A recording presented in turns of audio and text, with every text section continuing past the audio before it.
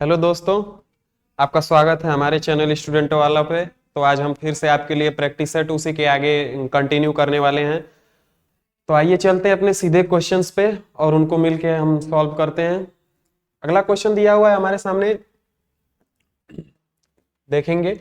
भागीरथी नदी की प्रमुख सहायक नदी कौन सी है? भागीरथी नदी के सहायक नदी के बारे में आपसे पूछा हुआ है। यहाँ पे एसएससी एमटीएस का यह सवाल है। क्वेश्चन ऑप्शन देखेंगे, भिलंगाना, धौली गंगा और पिंडर और बिशन गंगा। तो आपको पता ही होगा कि जो भागीरथी नदी है और धौली गंगा वो इससे आके मिलती है, लेकिन इसकी सहायक नदी नहीं है। तो इसका जो सही आंसर होगा वो होगा भिलंगाना। भिलंगाना नदी जो है भागीरथी की एक सहायक नदी है, तो इसलिए इसका जो ये सही आंसर होगा। भागीरथी नदी और भागीरथी नदी और उसके बाद अलकनंदा मिलके हमारे गंगा नदी का निर्माण करती हैं। रुद्रप्रयाग में, देवप्रयाग में इनका जो मिलन होता है। और बिशन गंगा, पिंडर और धौली गंगा, ये तीनों ही गंगा नदी की हमारी सहायक नदियां हैं। ये तीनों ही हमारी गलत होगा और इसका ऑप्शन जो सही होगा ये वो होगा। अगले क्वेश्चन पे चलते हैं। अगला क्वेश्चन दिया हुआ है, कौन सी दो प्रमुख नदियां मिलकर गंगा नदी का निर्माण करती हैं? तो वही क्वेश्चन फिर से आ गया। तो देखते हैं ऑप्शंस, मंदाकिनी और धौली गंगा, अलकनंदा और मंदाकिनी, भागीरथी और मंदाकिनी, भागीरथी और अलकनंदा। तो इसका जो सही आंसर होगा वो होगा ऑप्शन डी, अलकनंदा और भागीरथी मिलकर हमारी गंगा नदी का निर्माण करती हैं। यही इसका सही आंसर होगा। उस स्थान को क्या कहते हैं? देवप्रयाग। देवप्रयाग के नाम से जानते हैं। अलकनंदा और मंदाकिनी यहाँ रुद्रप्रयाग बनता है। और पिछली क्लास में हमने आपको पंच प्रयाग के पांचों का नाम बताया था, और पांचों प्रयागों पर जो जिन जिन नदियों का संगम होता है उनका सबका डिटेल हमको बताया था आपको, इसलिए आप ध्यान रखिएगा। अगले क्वेश्चन पे चलते हैं। अगला क्वेश्चन दिया हुआ है, नर्मदा नदी का उद्गम किस राज्य में स्थित अमरकंटक की पहाड़ी से होता है? तो मैंने बताया नर्मदा नदी का उद्गम मध्य प्रदेश में होता है। मध्य प्रदेश में जो अमरकंटक की पहाड़ियां हैं वहीं से नर्मदा नदी का उद्गम होता है, और ये पश्चिम की बहने वाली नदियों में सबसे बड़ी नदी है। नर्मदा नदी हमारी मध्य प्रदेश से निकलती है, उसके बाद महाराष्ट्र, गुजरात से होते हुए खंभात की खाड़ी में अर्थात अरब सागर में अपना जल गिरा देती हैं। नर्मदा नदी पर जबलपुर के निकट एक इस पर धुआंधार जलप्रपात बनता है। जबलपुर जो शहर है हमारी नर्मदा नदी के ही तट पर स्थित है, इसलिए जो इसका जो सही आंसर होगा वो होगा मध्य प्रदेश। मध्य प्रदेश में इसका, और ये तीनों राज्यों से होकर बहती है। राजस्थान में इसका कोई भाग्य नहीं सम्मिलित है, इसलिए इसका जो सही आंसर होगा वो होगा ऑप्शन बी। अगले क्वेश्चन पे चलते हैं। अगला क्वेश्चन दिया हुआ है, निम्नलिखित में से कौन सी नदी का उद्गम स्थल राजस्थान में है? तो राजस्थान में जिस नदी का उद्गम स्थल है उसी के बारे में आपसे पूछा हुआ है। तो देखेंगे कि कौन सी नदियां राजस्थान में उद्गम होता है और कौन सी नहीं। माही नदी पहला दिया हुआ है, माही नदी। माही नदी का उद्गम स्थल मैं आपको बता दूं कि मध्य प्रदेश में जो विंध्याचल पर्वत है वहां से माही नदी का उद्गम होता है मध्य प्रदेश में, और वहां से होते हुए राजस्थान में प्रवेश करती है। तो इसलिए ये एलिमिनेट होगा, ये तो नहीं होगा। नर्मदा नर्मदा नर्मदा नदी का भी उद्गम हमारे मध्य प्रदेश के अभी पिछले ही क्वेश्चन में बताया अमरकंटक की पहाड़ियों से होता है। नर्मदा नदी का उद्गम वहां से होता है, उसके बाद वो महाराष्ट्र और गुजरात से होते हुए अरब सागर में जाके गिरती है। तापी नदी भी पश्चिम में बहने वाली दूसरी सबसे बड़ी नदी है। तापी नदी का उद्गम भी विंध्याचल पर्वत है जो कि मध्य प्रदेश में ही स्थित है। और बचा हमारा बनास नदी। बनास नदी जो इसका उद्गम होता है ये हमारे राजस्थान में ही होता है, और ये बनास नदी हमारे अरावली पर्वत है जो राजस्थान में है, बहुत ही पुरानी पर्वत है। अवशिष्ट पर्वत के नाम से जाना जाता है। बनास नदी वहीं से निकलती है, तो इसलिए जो इसका सही आंसर होगा वो होगा ऑप्शन डी। अगले क्वेश्चन पे चलते हैं अपने। अगला क्वेश्चन दिया हुआ है, जबलपुर निम्नलिखित में से किस नदी के तट पर स्थित है? अभी मैंने बताया आपको जबलपुर कहाँ स्थित है। जबलपुर हमारे मध्य प्रदेश में स्थित है, और वहां से हमारी जो नर्मदा नदी है, नर्मदा नदी होकर गुजरती है। तो नर्मदा नदी के ही तट पर जबलपुर हमारा शहर स्थित है।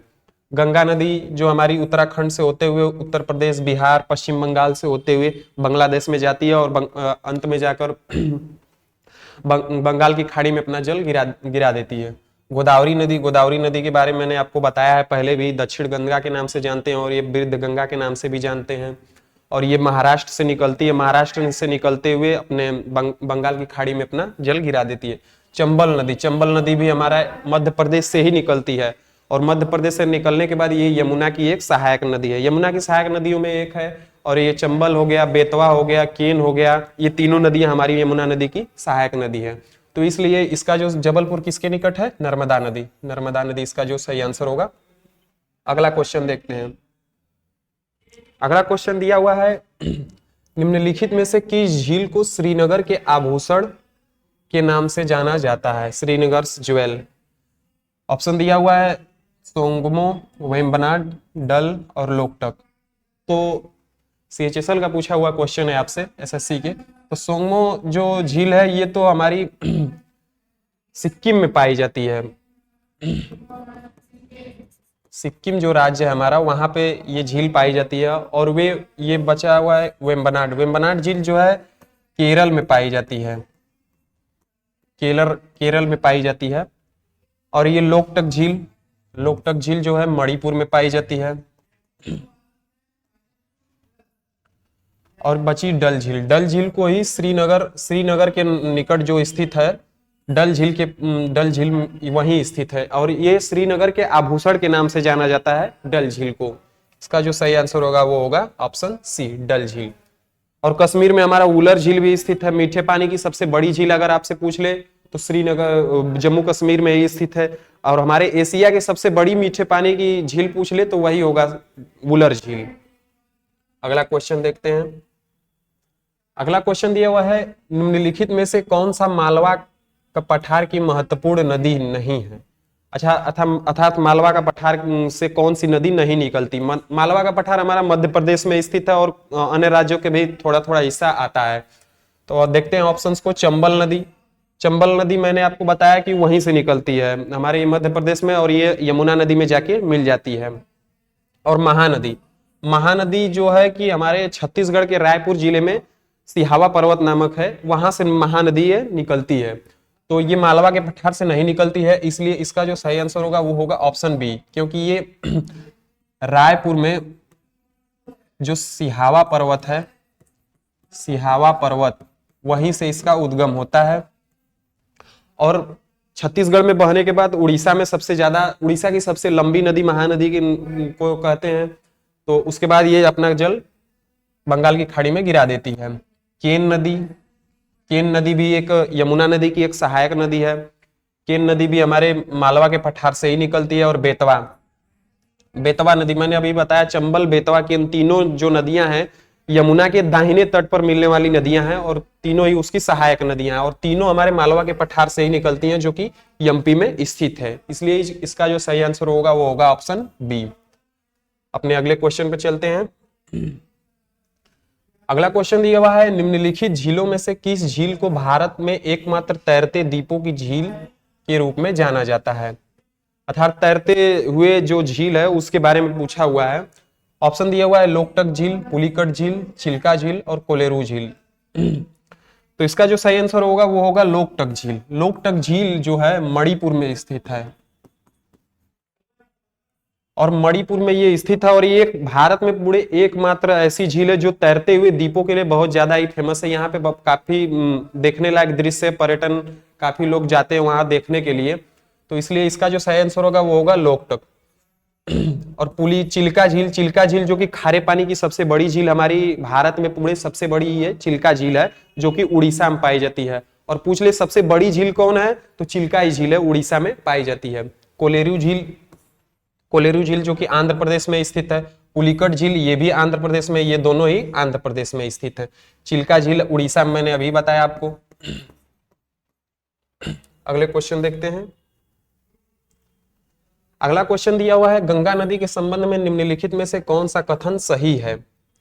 SSC CHSL का क्वेश्चन है ये। देखते हैं ऑप्शन ए, घाघरा प्रायद्वीपीय उच्च भूमि से आने वाली एक सहायक नदी है।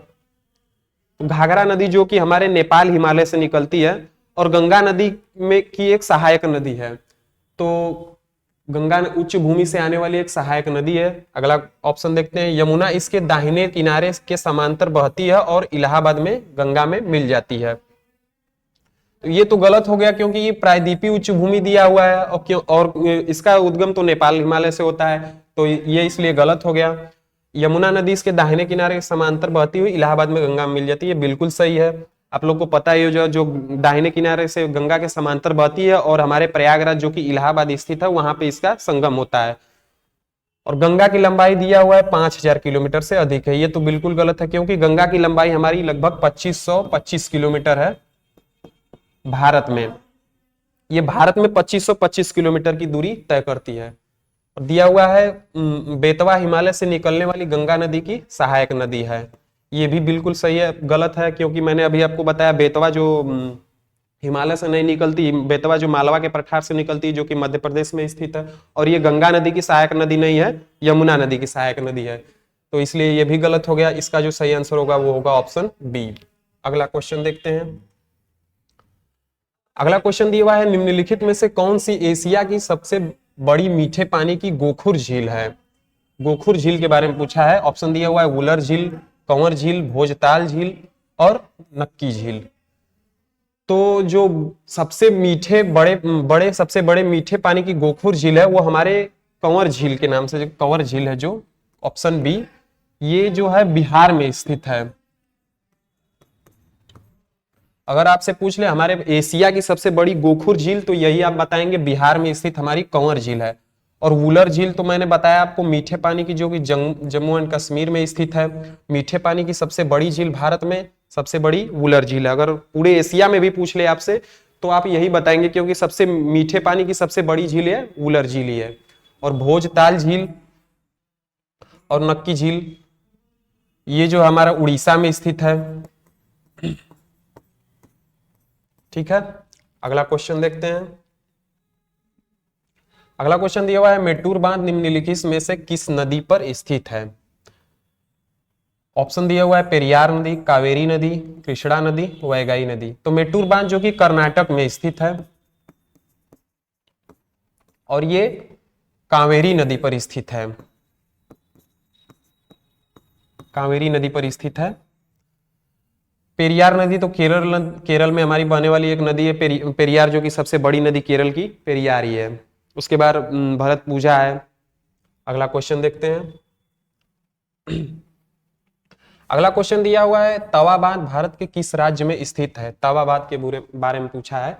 ऑप्शन दिया हुआ है उत्तर प्रदेश। उत्तर प्रदेश में हमारा आपको पता होगा रिहंद बांध है, रिहंद बांध जो कि गोविंद पल्लव पंत सागर जो है उसी पर बनाया गया है रिहंद बांध। और तवा बांध जो हमारा एमपी में स्थित है, मध्य प्रदेश में ही तवा बांध स्थित है। राजस्थान में तो पता ही हो आपको गांधी सागर जो यहीं पे राजस्थान में नर्मदा नदी पर बनाया गया है, चंबल नदी पर बनाया गया है। इसलिए अगले क्वेश्चन पे चलते हैं। अगला क्वेश्चन दिया हुआ है निम्नलिखित में से कौन सी कृष्णा नदी की एक सहायक नदी नहीं है। अर्थात पूछा हुआ है कृष्णा नदी की कौन सी नदियां सहायक नदी हैं और कौन नहीं है, तो इनमें से देखेंगे कौन सी इसकी सहायक नदियां हैं। कोयना नदी, कोयना नदी तो कृष्णा नदी की एक सहायक नदी है। कोयना नदी पर एक कोयना बांध भी बनाया गया है कर्नाटक में हमारा, तो ये तो नहीं होगा। वेन्ना नदी, यही जो है इसका ऑप्शन जो है बी सही होगा क्योंकि कृष्णा नदी के एक सहायक नदियों में से ये वेन्ना नदी नहीं है। घटप्रभा भी एक कृष्णा नदी की सहायक नदी है। पंचगंगा भी है और एक और है तुंगभद्रा, एक और है मूसी नदी और तुंगभद्रा, ये दो भी कृष्णा नदी की एक सहायक नदियां हैं। कृष्णा नदी जो जिसका उद्गम महाबलेश्वर की पहाड़ियों से होता है और ये अपना जल जो कि बंगाल की खाड़ी में गिराती है। ठीक है, अगले क्वेश्चन पे चलते हैं। अगला क्वेश्चन दिया हुआ है निम्नलिखित में से कौन भागीरथी नदी पर बहुउद्देशीय चट्टान और मिट्टी से भरा तटबांध है। अर्थात पूछा हुआ भागीरथी नदी पर कौन सा बांध बना हुआ है। ऑप्शंस को देखेंगे अपने, गांधी सागर बांध, कोयना बांध तो मैंने अभी बताया कर्नाटक में कोयना नदी पर बनाया हुआ है। कोयना नदी एक कृष्णा नदी की सहायक नदी है। और टिहरी बांध, थीन बांध जो हमारा दिया हुआ है और गांधी सागर बांध, और टिहरी बांध जो है कि यही भागीरथी नदी पर बनाया गया है, जो कि उत्तराखंड में स्थित है।